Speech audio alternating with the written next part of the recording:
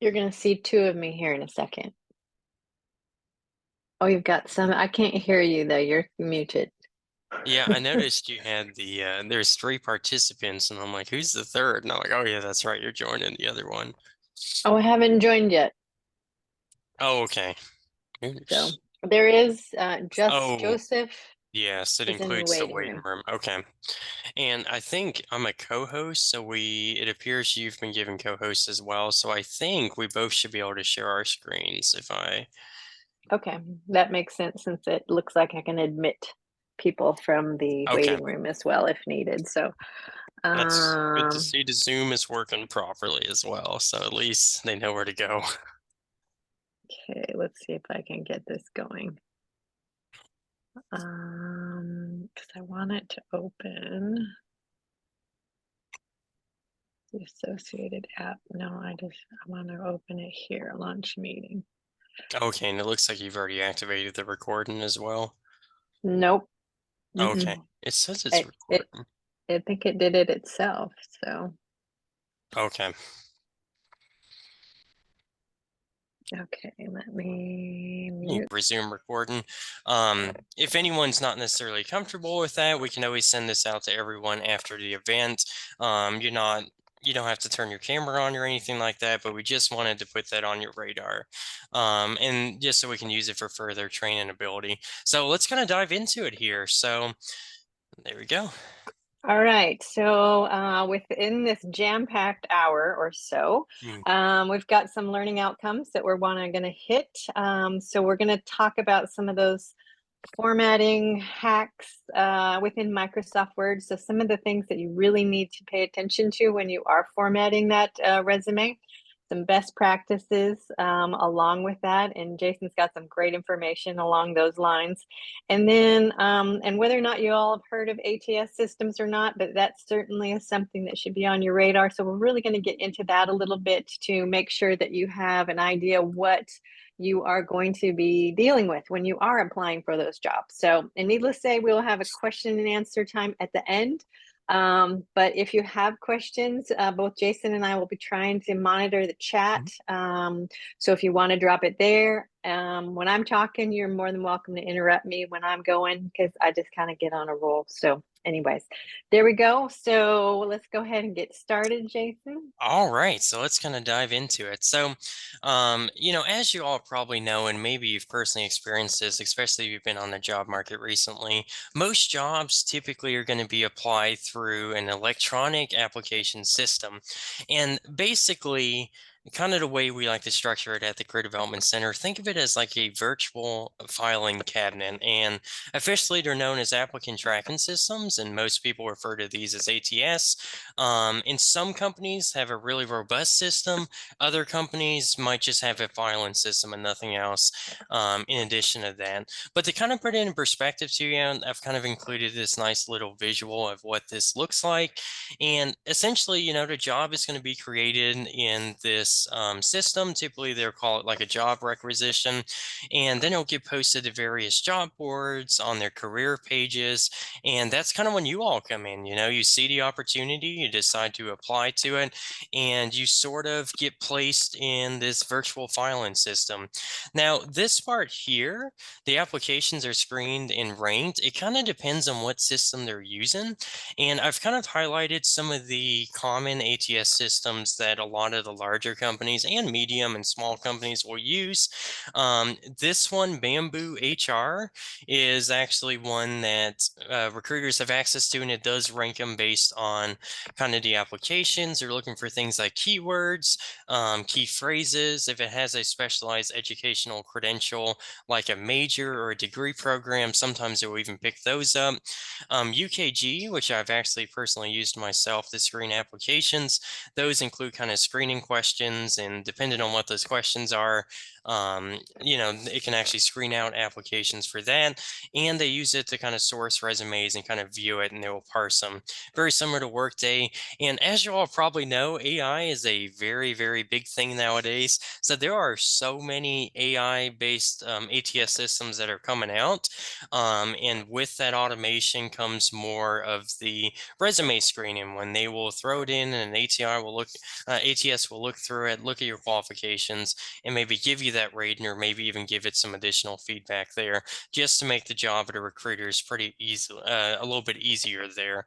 And so this is kind of the rationale for all this. It's important to kind of know this sort of thing. And we're going to kind of go slide by slide and kind of discuss some of the secrets and just things to keep in mind. So let's get diving in here. Right. All right. I'm going to talk about this one real fast. I want to start with the bad. And this one, as you can see, is bad. And if you wouldn't mind in the chat real quick, tell me why it's bad. What is wrong with this thing? This is a real resume that actually a coworker of mine provided me. But there are some serious things that are wrong with it. So go ahead, drop in the chat just a single word or a quick note as to what's wrong with it. There's one really glaring, at least no, two very glaring errors right off the top. Aha, right, there we go. Someone caught it. All right, I'm seeing, okay, not a set, yeah, bad flow, sure, typos, yes, cluttered, unorganized, layout. Hey, no name. Would you believe I went to one of those job fairs a couple years ago, and that was one of the top things that those recruiters down there talked about was wrong with some of these resumes is there was no name, no contact information. Not to mention the other stuff that's going on in here. We're going to talk about a little bit more of this later, but just so that we've got an idea of this, don't do this. So, all right. Great. Thank you all for your good contributions there. Yeah, and I know when Christy showed me this, I'm like, oh, you must just be taking the name off to shield their identity. And she was like, no, it just didn't have a name on it. So, No. yeah, definitely probably one of the most important things to do above all else. So, okay, so we've seen a bad resume. So that raises the question, what are things that I need to include to make it good? So, some general themes to keep in mind, be relevant, know who your audience is. I know we're talking about all this ATS and these automated systems, but at the end of the day, systems don't hire people, people hire people. So always remember that the end user, keep the humanistic kind of view on your resume in mind, or a CV if that's what you're developing. Be specific, tell a memorable story, figure out what that narrative is, and of course, just be professional. Don't have any crazy email addresses or anything like that. So the basic skeleton of a resume, typically to have a header, which we're kind of show you these a little bit later. Objective, which is basically to obtain a job at X. If you're going to a job fair, these can be pretty useful just so when you speak with a recruiter, hand them your resume. It kind of gives them a reminder of what exactly you were after when you spoke with them. But other than that, maybe we wouldn't recommend that. It's sort of getting an outer date. Practice professional summaries. It kind of provides a brief overview of your skills and qualifications as they relate to the role. Education section, experience, and of course there's room for additional sections like skills, languages, certifications. All kind of depends on what that narrative is you're trying to build. So I know we have some graduate students in here, or at least I know we've invited some to attend this session. If you're applying for a job, or maybe you are in a master's program looking to go to a PhD program, you might have to develop a CV or a curriculum vitae, I believe is how you pronounce that. And these are more flexible in terms of what sections can be included. You can do education, professional experience. You can have a skills section. You can have a research experience, teaching experience, awards and honors, volunteer work. The list goes on. So just know if it's asking for a CV, there are some different norms that are going to apply, but it definitely wants to know a little bit more about your academic background and some of those awards and stuff as well. Christy, maybe your CV is quite a few pages long, you know? So, yeah, CVs are good. So let's kind of break it down just on the core elements that will show up in most of your documents here. If you have an education section, if you are a recent graduate, let's go ahead and put that on top. Or if you're a senior or you're just kind of leaving college, let's put that education credential on top just so that's the first thing they see other than your name. And doing that is important because they do recognize that you are a student. So maybe your experience won't be as robust as someone that maybe has been seasoned in the industry for 10 or 15 years. No high school needs to be listed. I know we might have a couple freshmen in the call here. Maybe, depending on what your experience looks like, there could be an exception there. But for the most part, you can definitely omit your high school. Make sure to put your major, your minor. You can put your GPA on a 4.0 scale if it's above a 3.0. If you have study abroad experience, that sometimes can get nested under there. And there's relevant coursework, training, research projects. There's so many things you can put in there. It all kind of just depends on what that role is you're applying for. And of course, if you did graduate from a university older than 10 years, sometimes we'll recommend that you don't include a date on that just to ensure you avoid any ageism or anything like that. While there are federal laws that protect that from happening in applications, sometimes there can be that implicit bias if they do see those dates on your resume there. Let's see. Hey, we have Yeah. a quick question. We've got a question regarding the best order for the CV for our experiences. The best sort. Is there a preferred order? Yeah, and I think definitely let's do your education first, since that tends to be pretty standard. Professional experiences were probably not. Well, it depends. You can do research experience, you can do professional experience. It just kind of depends on what the role is. If it's an academic, like a professor type job, maybe you want to start with that research experience. And then you can do conference presentations. It really is kind of up to you on how you want to structure that. Does that sort of answer that question, Anna? I know it's not like a definite answer, but it does depend on what you're applying for, and there is a lot of flexibility historically. And then we have another question about if someone already has an associate's degree and then they're now working on their bachelor's in the same content area, should they still state the major somehow? Yes, Which I 100%. think yeah. Yeah, and if you're a little bit confused on what to put, I know for me personally, I got an associate's degree and it was a general degree, so I just put general transfer. And you were formatted kind of as you would like your UT experience. Hopefully that answers that question there. Let's see. Okay, so we've got that.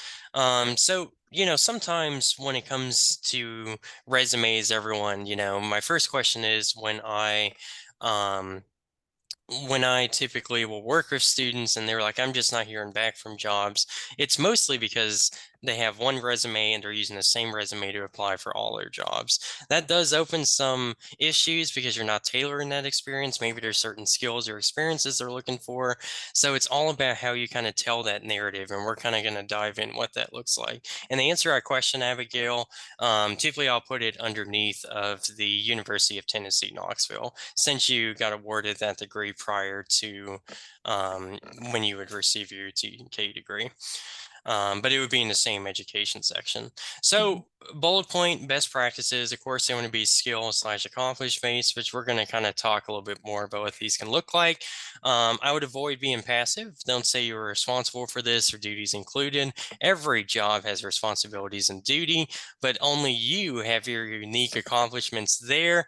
We're going to dive in a little bit about what this framework looks like in a resume. Avoid using personal pronouns. And of course, you can leverage the action verb list as well. And if you can quantify, that is also a huge bonus. So let's kind of put this into a visual example. These are two of the secret formulas that I have personally used on my resume. I'll say they're mine, but one of them is actually from the company Google. So we've got verb plus action equals result. Let's put that into the frame here. So we have execute weekly email marketing to over 4,000 students, achieving an average open rate of 35%. And I believe I have it broke. Okay, we'll talk about that in the next slide. But you can see how this one reads differently than if I just said I send weekly emails to students. So really, this key accomplishment is this average open rate of 35%. And if some of you do open my emails, maybe it could go up a little higher. No, just joking. And then the Google XYZ formula here, this is from the company Google, and their recruiters always recommend candidates follow this. Accomplished X as measured by Y by doing Z. What's that mean, Jason? Great question. So, um, regarding this, here's an example. 1 second place. Okay, impressive. Out of 50 teams in the hackathon at the NJ Tech by working with 2 colleagues to develop an app that synchronizes mobile calendars. So you can kind of see you've got this is the accomplishment. Here's how it measures in the competition. And this is exactly how you did it. So regarding the frame here, this is how powerful it can be. And like I said, I work with students every single day on their resumes, and I see these bullet points all the time. And very rarely will I see some bullet points here. So we have instruct college students in career seminar course. Let's restructure it. Train 20 plus learners per semester on professional topics through instructional counselor 404 career strategies. Um, Create PowerPoints for weekly class sessions. Okay, leverage Canva and PowerPoint to design meaningful presentation materials for class sessions. This one is very good because if the job is requiring you to have some sort of design capabilities, I've kind of actually listed them here, such as Canva and PowerPoint. So you can definitely see how this reads differently than that. And like I said, I'm applying these two frameworks, and this will be emailed to you all, this PowerPoint, so you can have it as a resource. And then this one here, receive top award for outstanding service to the role. Cool, Jason. Everyone gets an award. Tell me more about that. Awarded the annual Gina Poff SOA of the Year Award by Peer Vote. Peer Vote in 2021 for outstanding commitment to the engagement of 200 plus students. Wow, Jason, that is really impressive. So it's all about adapting that formula. I know what you all might be thinking, Jason, how the heck are we going to be able to, know what to put or know what they're looking for? I always say if you are applying for a job, and hopefully the job description is written well, I know some jobs do provide limited information regarding the qualifications. Here's one that I did in a class session that I currently instruct. And basically, to give you some examples here, I highlighted here efficient self-starter with strong customer service and interpersonal communication skills, customer service. High integrity, sound judgment, able to react quickly and make effective decisions. Integrity, money handling. If you're a cashier, you will have all of these experiences weaved in here. Communication skills, communication-based bullet point, ability to work independently and under pressure while handling multitask simultaneously. And like I said, for this example, if you are a cashier, you are definitely multitasking every single day. So definitely don't discard those job descriptions. They are going to be the key. And if we're talking about an ATS system that maybe is scoring for those keywords, this is the sort of things they're going to be looking for. So definitely don't discount those. Okay, now I know we're getting into this. Christy, do we want to get these questions or do we want to wait until you get through with the demo? Well, I've got just one more, I think, that you might be able to touch on. So what are the drawbacks of using a 2-page resume, and how does it impact online resume selection process? Great, It's often great. suggested to do a Yeah. 1 page or 2.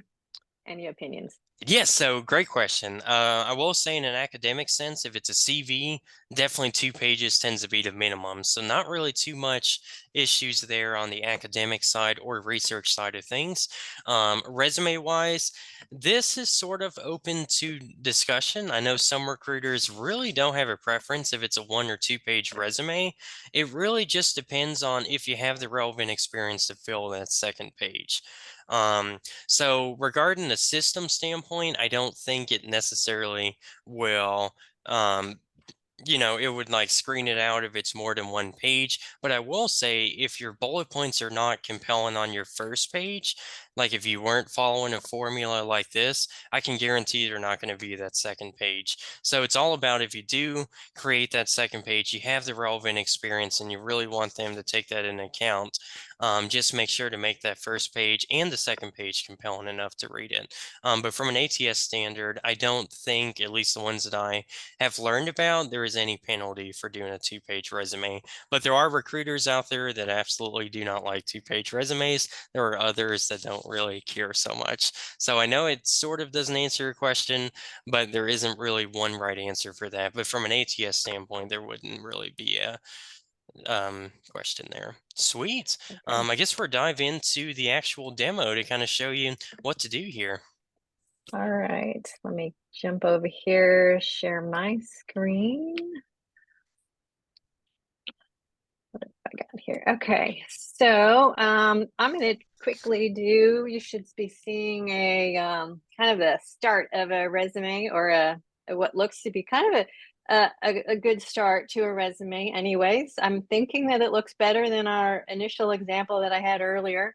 Hopefully you all agree. However, I'm going to show you a few things that you might want to think about and be aware of. So one of the things in Jason and my discussion is maybe expanding some of those margins. Normally when you open a document, it's going to default to about a 1-inch margin all the way around.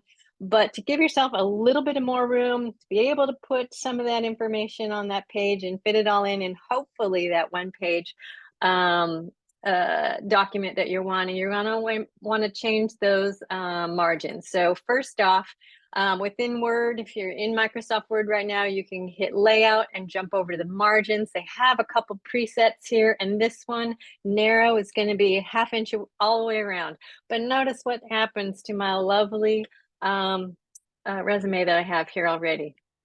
Everything's thrown off. Why is that? Because, and I tell this to my students in my class usually too, when I use that show hide button there, it shows me everything that is hidden underneath all those spaces and tabs and things. And I don't know about you, but hopefully your paper and your documents do not look like this, because if you do have to go back and make changes, this 20 million spaces along the lines is just going to throw you off. We want to use those tools that Microsoft offers you. We've got centers, we've got tabs, we've got other various tools within there that are going to make your job easier, so that when you go back and have to make those changes, it's going to be really easy. Everything will line up, and it'll line up on a continuous basis and not be kind of this jumping all over the place. So with that, I'm going to jump over to my other document. So I've already got this one set for now at the 1/2 inch margins. So first thing we need to do is we really want to make sure that they know who it is that this document belongs to. So one of the things you're going to want to do with this document is use those formatting tools. We want to center this and make it look good, because we did not use, and I'm going to turn those hidden characters on again, because we didn't use a bunch of spaces. If we go back and we change the margins back to 1 inch, because we're like, we don't really need all that room, and I want to make it look great on that paper and make it a little more centered, everything's going to stay centered. We're not going to have to realign everything. So using those tools again is really important. All right, so also this is not standing out for me. So I'm going to bold this to make it a little bit more standing out, and I'm also going to make it a little bigger. So I would highly recommend that you do bold up and bring up the font on that on your name, so that they know who it is that they are dealing with. Everything else on the rest of the page will probably be about the same size, if not in some cases a little bit smaller.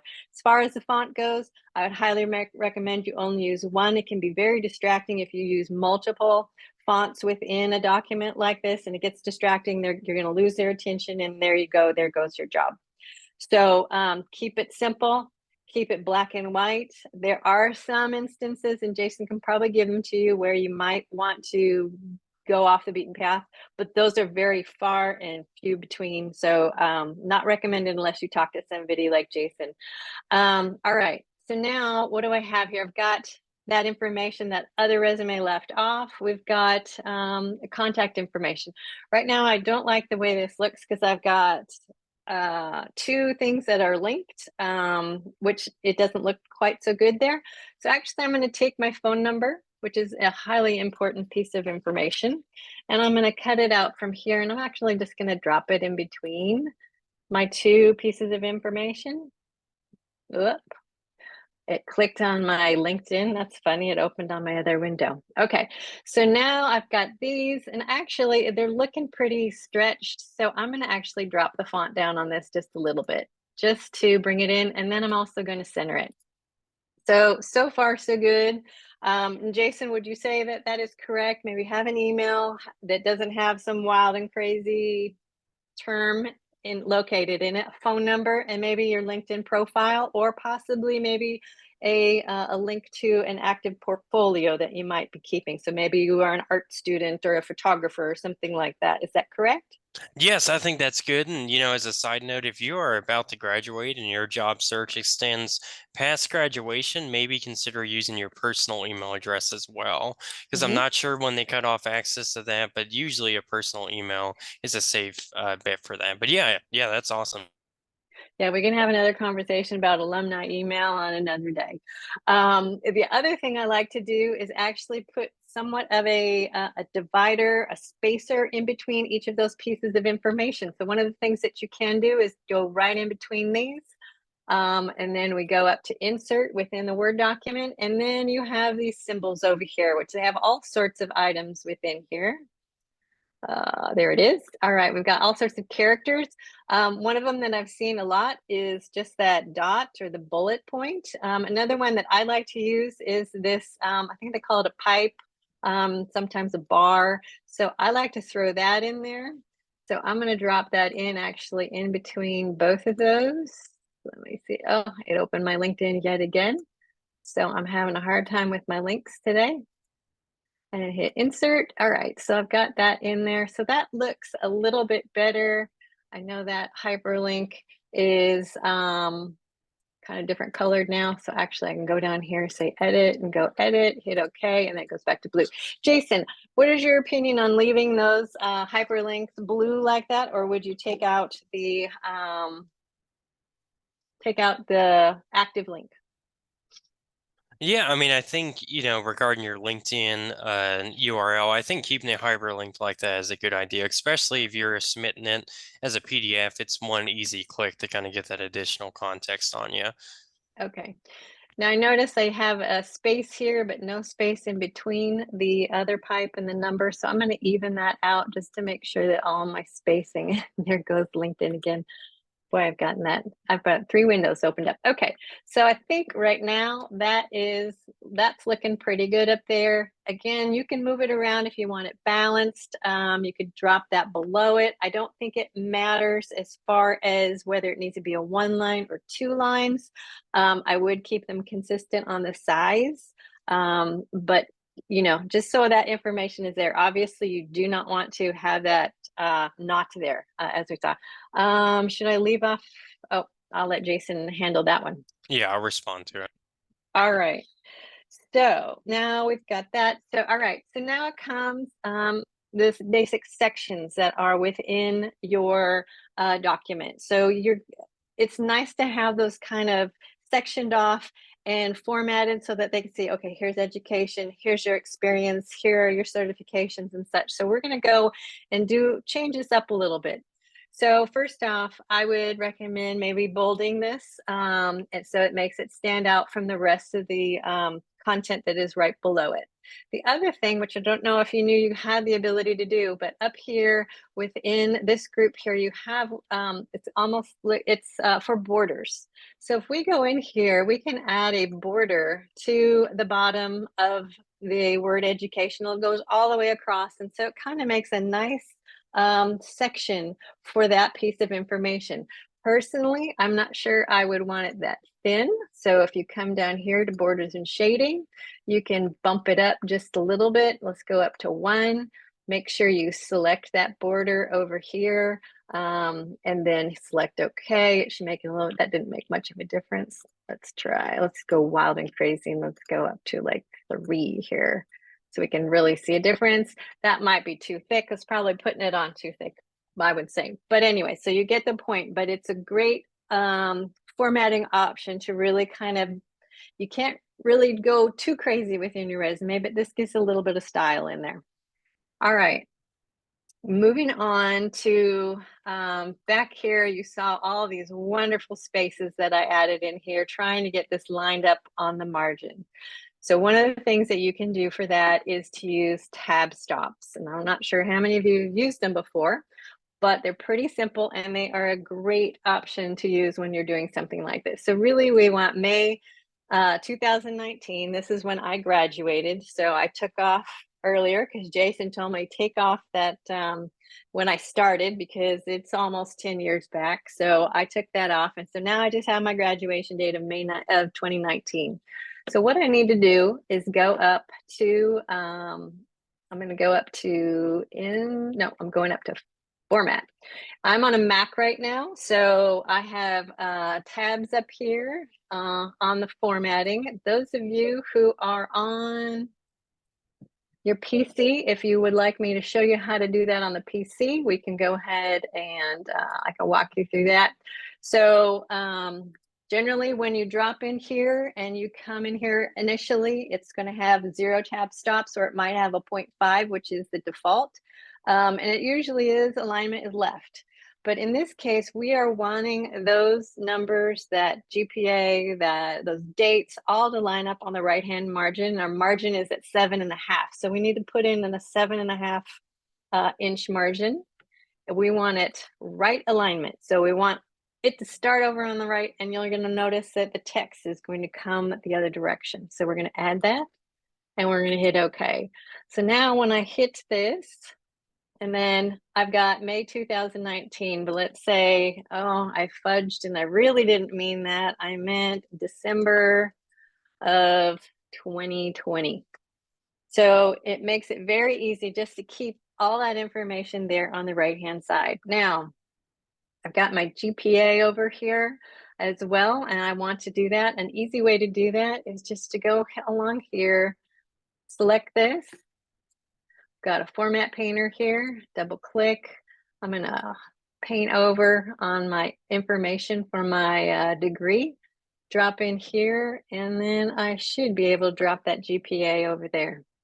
Now, I know Jason had talked about, kind of emphasizing different things. Right now, the degree doesn't really stand out a whole lot. So it might be helpful for you if you were to maybe italicize this, make it just stand out just a little bit different. And then, excuse me, and then we can also add, no, I don't want to do that. You could also, if you wanted to, put an underline or make it a little bit smaller as a font, you can also do that, which would make it just stand out just a little bit more, so that it's definitely different than the content above it. So we know the University of Tennessee, there's the degree, and then so on. Now, one of the things that's going to help you a little bit is to create some styles, which is kind of the basis for when you go through here. And if you like the way something looks, I would suggest that you learn how to use your styles pane. So right now, we've got this education, which is bolded. We've got this line that's underneath. I think it was at a 3-point something. But I want to use that for every single section header that I have in my document. So I haven't done experience yet, but I'm going to want to do that here in a minute. So what we'll need to do is create a new style. And it's going to be based on this one. So this is going to be my section header. Okay, so right now it's going to look just like this. It's in this font, and I'm going to say okay. So then you notice within my styles pane over here, I now have this section header. It's bolded, it's got that underline. So it gives you kind of that preview. So then when I go back down here and go, okay, experience, hey, let's make this just like the section header. Boom. And then let's see, Jason, rattle off to me some of those other sections that we want to have in here. We want to have certifications. Yeah, you could do certifications, And we've volunteering. got, okay, volunteer. hearing. So you'll have a little bit of space in there, but then you can come through here, add those section headers. And again, you can, come through, add those details within there, within each of those. But then, shoot, I'm not really sure about that underline. That underline is just too big. So I'm going to come back up here and I'm going to drop that back down to, I don't know, 2.25. Let's make it a little bit smaller, a little more reasonable. There we go. So that's a little more, I like that a little bit better. So the beauty of styles is we've got that section header that had that really thick underline. So I want to modify it, but I want to update it matching this selection. So what is that going to do? It's going to change all of them that were just recently formatted that same way. So it makes it look identical. You don't have to go through that and do it 20 times if you have 20 sections throughout your paper. When it comes to you writing any thesis papers, any dissertations, I don't know what you all are going to be doing in the future, but this is going to save you a whole lot of time. OIT has some additional training on this if you want to get that, and I highly recommend you getting to know the tools within Word before you go diving into some of those assignments. It's going to save you a lot of time. All right. Oh, I need to add a skills one in here too, don't I? Skills. And then Jason, you told me, because I had a really long list of skills and that was not a good idea. So Jason kind of gave me a good helpful tips on some of this because we talked about learning management systems, which is something I work with. Systems, and then he just told me to put a few in my list. So Canvas, Sakai, Blackboard, whoops, board. All right, I've got that. And again, I'm gonna drop this down a little bit on my text. I'm gonna drop this down a little bit as well. And then I think you told me how many skills I should have, maybe my top 9? Yeah, Five? I'd say Five, probably 9. up to 9. And one Up thing to else, 9? yeah, Go ahead. and one thing I'll say about the skills section, if there are skills that you are reflecting down there, like let's say Canvas, for example, if you reflect it there, then you definitely need to put a bullet point that describes your proficiency on it. Because if you think about it, anyone can say they have a skill, but only a couple can really demonstrate their proficiency, and that's where those results-oriented bullet points will come in. Okay, awesome. All right. And last but not least, I do want to talk a little bit about spacing. So far right now, I believe, let me turn my hidden items on here. Right now, I've got just a return at the end of the line and it's gone to the next line. In some cases, like this one, there's a lot of space there, which, we can make that slightly different.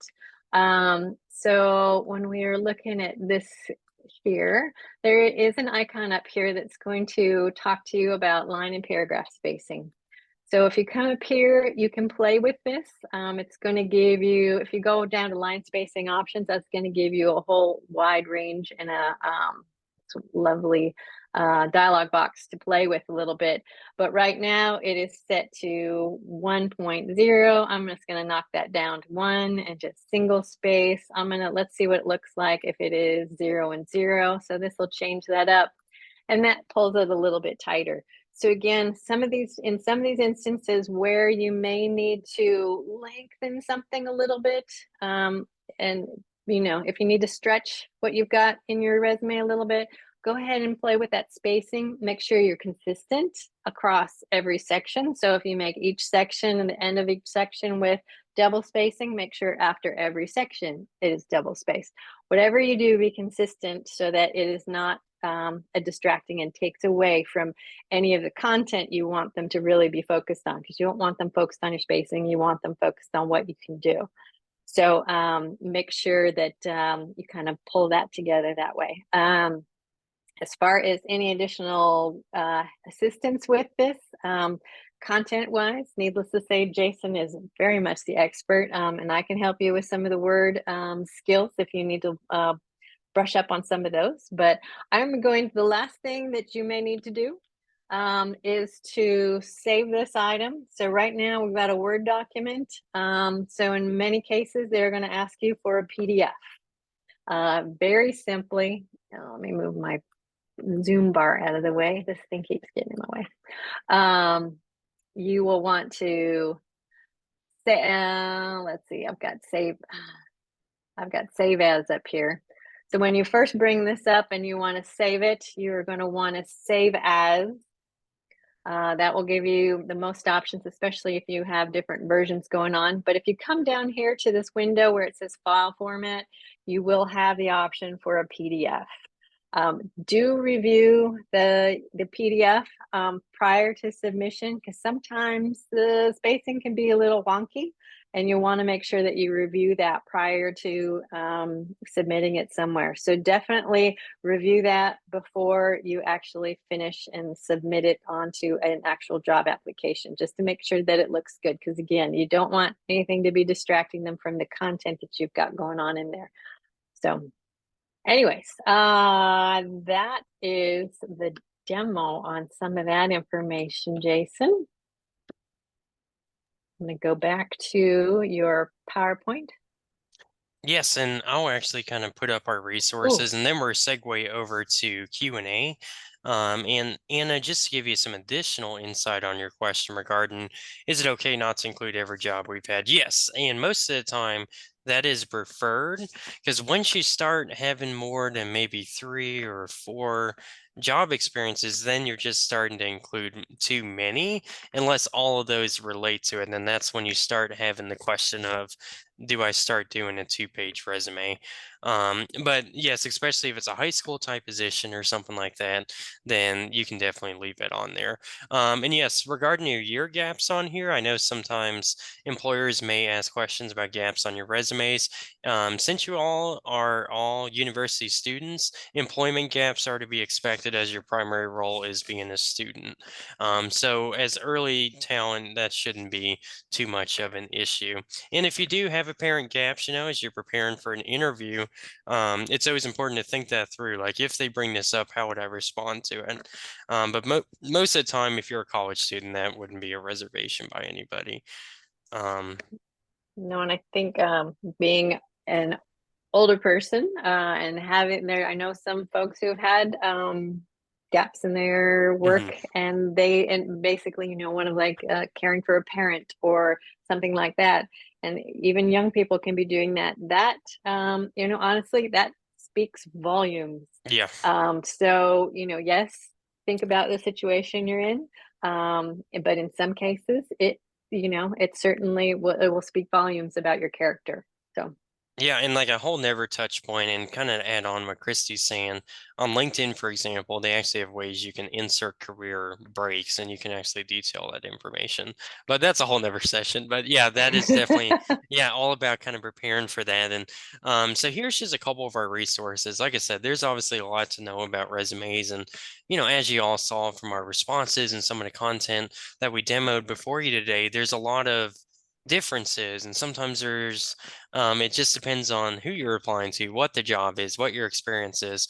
So our office, the Center for Career Development, which we are located in the Student Union, we do offer in-person appointments, or we do offer virtual appointments with our career coaches, and I could be one of those people you meet with.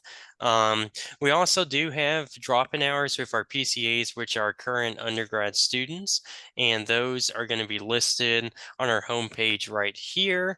And like I said, you all will get this PowerPoint, so the link will be there. But if you just look up UTK Career, we will come up most likely. So here's a lot of availability to get some quick and efficient feedback.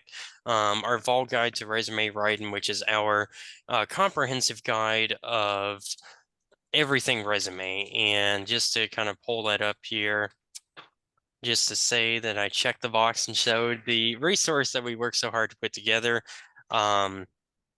And I will comment on that. That is a great resource as far as you wanting to look at different kinds of resumes and how they are arranged. Mhm. And all of those are done using, those word tools and using tab stops and things like that to Yeah. make them aligned. Please, please, please don't use tables if you can help it.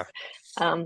Those ATS systems do not like tables. So, Yeah, and if they're parsing it and trying to give like a preview of it, it can mess up some of the content. And honestly, and mhm. this is me personally, I know we have a two-column resume here, but I personally know that can create issues at times. I will usually recommend a one column, as Christy kind of created before you. And just to address the elephant in the room, there's so many templates out there. Why would I go on Microsoft Word and create it from scratch? Because a lot of the templates are really pretty subpar, even the ones that Microsoft Word puts out. And I know that Haslam College of Business actually has a really good template out there.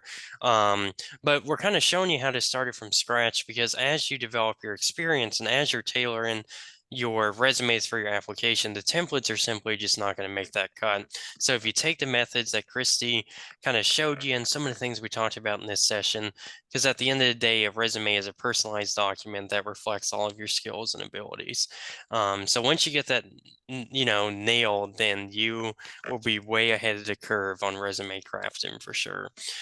Christy, do you have any closing thoughts before we open up to Q&A? Well, I have a question for you. Can I use the same resume for every single job I apply for? No, I mean, you definitely can. I'm not gonna, if you do it and throw your resume out, I won't do that. But I guarantee you will not reach the same success. However, if you have a CV and you're applying for jobs that really want CVs, that is actually typically an exception where one CV might actually um, kind of align with everything. But at the end of the day, you might want to look at what research is on there, what presentations, like, is it relevant to the job? But if it's like a professor type role, it's probably okay to just include everything on there. One last thing, and this is just an FYI, just another important thing, a federal resume does look different as well. Just to kind of give you a example of what this looks like, and they actually do offer templates, and I think theirs are actually pretty good. This is put on by the FBI, and here's what the resume they recommend. Is it pretty ineffective? Yes, but they do like to know all of your information. And these will definitely not be one pages. So, Wow. and yeah, so there's so many things that happen with resumes. That's why it's important to try to meet with our office so we can have these conversations with you. Okay, so I'll stop sharing my screen here. And like I said, we will email out this presentation to everyone that attended, in addition to who RSVP to this session. Include some links to the Vol Guide to Resume Writing. I know Christy has a document she's developed that kind of goes through some additional things with Microsoft Word. We'll also send out, and potentially the recording will be included in that as well. So I guess we can sort of open the floors to questions, and feel free if you want to drop them in the chat, or if you're feeling up to it, you can always jump on and unmute.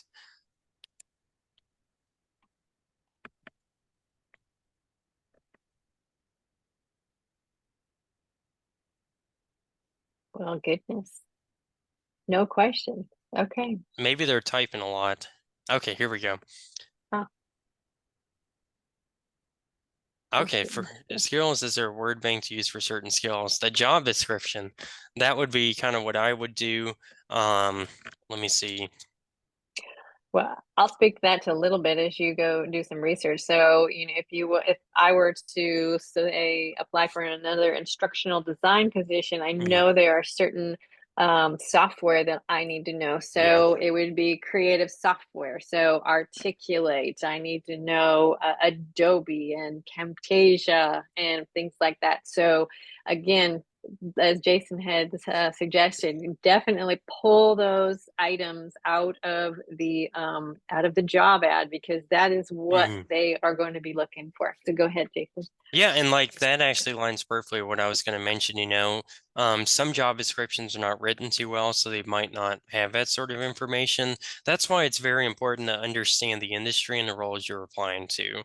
But some of them, as we kind of saw in our example, will have those listed. As a side note regarding skills section, I would definitely not include soft skills in the skills section, because soft skills, once again, are best reflected in the um, in the bullet points. Let's see. Well, if you worked a job for 6 months, but the experience is relevant. Yes, and like I said, if you're a college student, um, we're not going to be holding jobs for 2 or 3 years, especially if we're moving cities and those sort of things. I would definitely say, 6 months or less is okay. Now, if you have like a job you worked for maybe a week or a month, that potentially could open some awkward dialogue in the interview. So kind of use your discretion on that. And if you're having issues, weaving through that, our office is always available to kind of help you have that conversation with yourself. Good question. Yeah, great questions. What else you got for us? We are fired up, ready to do it. Let's see. Stump the trainer. Yeah, this one always stumps. Find field, look more creative. Mm, That's a good great, question. yeah, that's a very good question. And, I engage with recruiters and HR representatives every day on LinkedIn. And despite the industry they're in, I still have never seen I did like a more creative looking resume because you can have a really solid, very boring resume that really showcases your experience, but up at the top you have a portfolio link and that can show your design skills. So I think personally, for a design role, I still think the traditional black and white resume would be your go-to. Now, there probably are going to be exceptions to that, but I think having a portfolio that's highlighted via URL would do you more justice than putting it on the resume. Because at the end of the day, the resume, they really just want to know what experiences and skills you bring. And they will more than likely ask for that within the job description. I've Yeah. seen that multiple times, even in my field, is, please provide an up-to-date portfolio link so that Yeah. they can take a look at what you are able to do. hmm And if you're, working with a professor and they might recommend that, and they're an expert in the field, maybe if they're like, yeah, I know people at the company and do like to see well-designed resumes. So of course it'd be okay to follow it in that instance. But for a hard, fast role, unless otherwise told, stick to the traditional. That one almost stumped me. That's a good question. I have heard of some very unusual forms of resumes, video resume, Yeah, those are coming. some of those out of Canva, which can be very hmm beautiful, but not effective with the ATS. Yeah. If they have a very robust system. Yeah. Whatever So questions you all have for us, you all have been a very engaged group. I know we were a little bit um nervous about this sort of thing. Let's see. mm, a good interview question. Yeah, let's see. We left a job on bad terms, but it gave us relevant experience. How do you address it with future employers? That is a pretty good question. I think from a oh yeah, let's see, Melissa. I think from a resume crafting, I would still include that on your resume. And it kind of goes back to that one concept about employment gaps. Looking at this resume as a potential recruiter, what would I personally ask the candidate about? And if it is a shorter experience, maybe I already have that dialogue figured out. And I always say never admit anything that's an unfixable mistake. Maybe you learned something that you applied in a different role, or maybe the work environment wasn't the vibe you were looking for. Just try to have that positive spin on it. Well, I think that is one question that they will ask, more than Yeah. likely ask is, have you been in a challenging situation and how did you handle it? And if, to provide a professional response and how you handled it, that's gonna help you out. Yes, and So yeah, you and don't if have it's to get into the yuck. Just hmm keep the professional piece. So yeah, and if it's relevant, I would probably still add it on your resume. Now, granted, I don't know what the bad terms are, and definitely do not share that in the session. no, no, But no, if no. if it is something that is very bad, then that would probably be a case to omit that from the resume. It just depends on what the scale of the bad terms are. Yeah, Let's see, whatever questions we got. These are some great questions. You all are getting the nitty-gritty questions. concrete. Oh, good question. Great question. Let me dust off my resume. I might have a couple up my sleeve. Let's see. So I will say, I know sometimes you look at resumes and there say things like there is a 50% workflow efficiency, or I raised this much revenue. It kind of goes back to that question of, well, what's the bigger picture? Because of my actions, what was the bigger picture? I know the example I usually go with for like cashiers and those sort of thing. Let's say a job is looking for collaboration, for example. How many people did you collaborate with? And you could say collaborated with 25 to 30 coworkers or colleagues to successfully maintain front of house operations. So there is numbers there, just not in that apparent way. What is the bigger picture? What was the kind of jointly role? Let me see if I've got one. And Christine, if you got any insight, feel free. Well, I'm just thinking of maybe, you could use numbers that as a frequency, like how often did you attend to something? Were you responsible for the monthly reports, Mhm. or, did you provide weekly updates on X, Y, or Z? I would think those types, if you don't have specifics on the exact number of people or emails that you sent or something like that, but you can provide, yes, that impact on what it did. Jason, you got any other good ones? Yeah, and here's my personal resume. Of course, don't copy and paste it. Oh, No. you're so brave. Um, so one thing here, for example, I work as a graduate assistant. I help career coach students. One thing I said, allocate 10 hours per week for one-on-one career coaching with students promoting professional growth. I probably would reword that a little bit since I have gotten more skills there, but I just thought about the bigger picture. I'm allotting 10 hours of my 20 to meet with students and still have those conversations. Do these examples sort of answer that question? Okay, great. And yeah, and like I said, I Okay. know that is very hard, and I have personally struggled with that quite a bit. But once you start getting creative and look at the bigger picture, that's when you can start getting those, qualify or quantify. All right, whatever questions we got, and I know we've just got a couple minutes, so if we can get maybe a couple more questions, or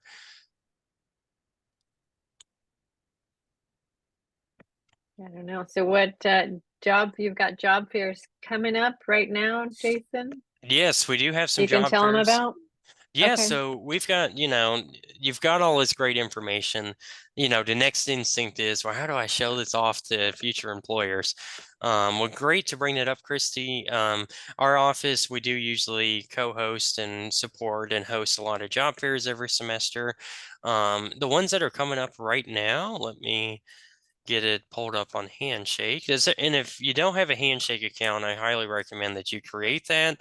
And that'll be all over our website. That's actually how you create an appointment with the Career Development Center. But let's get this going here. Okay. And it is a mobile app, which I think is actually very user friendly to use, or it is a desktop application. And these are some of our upcoming job fairs. If we have some engineering and STEM folks here, we have an engineering fair coming up on Monday, actually. So, if you want a resume filled weekend, that could be a good fair to go to. And this one, as you can see, we have 123 employers coming to that one alone. Or if you're more interdisciplinary or maybe exploring different fields, we do have two additional job fairs. This one's very niche, but we do have supply chain management job and internship fair, and that's going to be Tuesday, September 26th, and then we have the business, retail, government job and internship fair, and that'll be on that following Wednesday. And all of them will be 2 to 6. You just drop in and you will get all of the information there. So yeah, great plug, Christy. I'm glad we brought that up. And like I said, if you have some really flashy and strong resumes, um, this can really set you apart from the pack. And of course, elevator pitches, apparel, that sort of stuff. But we're not going to go down that route. Not today, No. but Yes. Let's see. So I know we're right at time here. I know me and Christy may stay on for some additional minutes after here, but thank you all for coming. I think this has been a very productive and very fun session. Considering we're talking about resumes and Microsoft Word, it can only be so fun, right? But you all were a great group, a very engaged group, and we'll send this email potentially tomorrow that kind of has some follow-up action items. But if you have any additional questions, feel free. Me and Christy are more than happy to assist. Got lots of thank yous. So thank you. Mhm.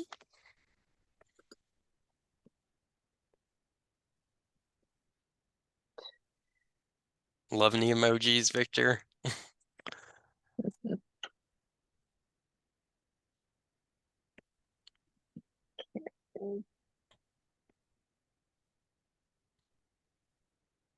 Right. All right, Hannah. I don't know if Hannah's there. Yes, Hannah, do you have any questions, or maybe you've stepped away from your computer? I'm guessing stepped away from the computer. Okay. Do you want to hop on a quick Teams call after? Oh, let me stop the recording here. Yep.